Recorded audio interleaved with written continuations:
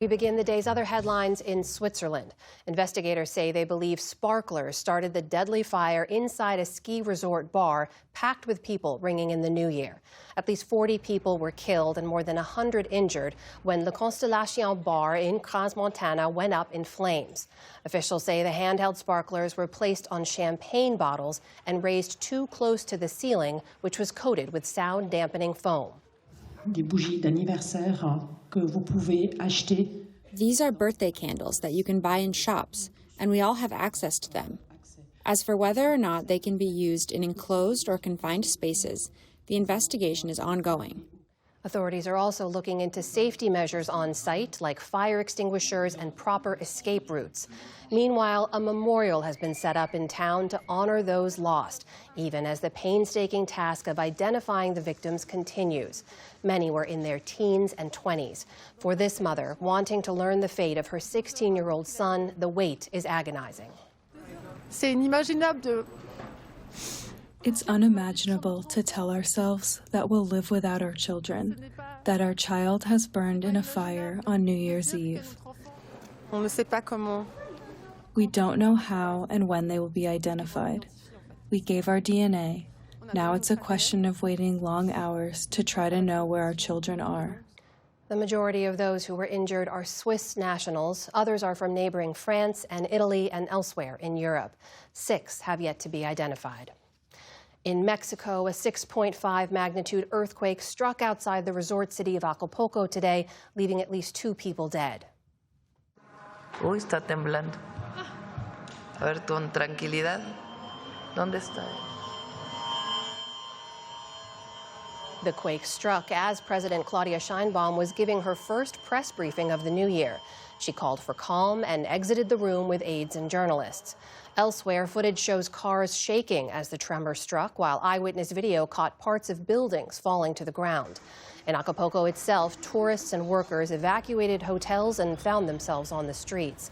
Mexican authorities reported at least 500 aftershocks after the initial quake. Ukrainian President Volodymyr Zelensky has named the country's military intelligence chief as his new chief of staff. Zelensky says the appointment of General Kirilo Budanov is meant to emphasize Ukraine's focus on its security, defense, and diplomatic efforts.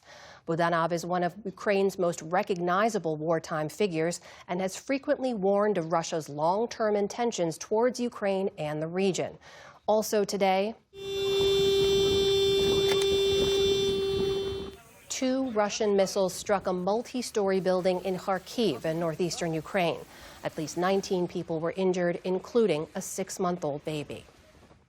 The FBI says it's thwarted a potential New Year's Eve attack in North Carolina, arresting a man who had allegedly pledged loyalty to the Islamic State group.